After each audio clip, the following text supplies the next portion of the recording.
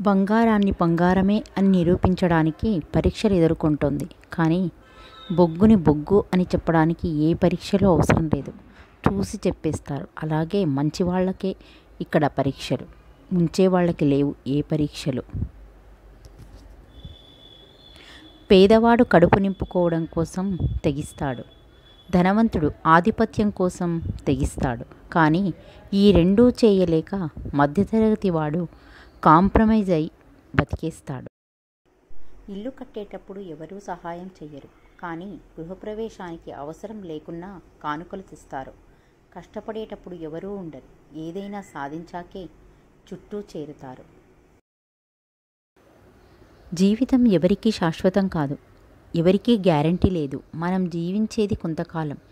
ఎన్నో బాధలు, బంధాలు, బాధ్యతలు, రేపు అనేదాన్ని చూస్తామో లేదో తెలియని బతుకులు. కక్షలు, పగలు, పంతాలు ఎందుకు? ఎవరు ఉండి తినేది లేదు, పోయి సాధించేది లేదు. ఉన్నంతకాలం అందరితో కలిసి సంతోషంగా జీవిద్దాం.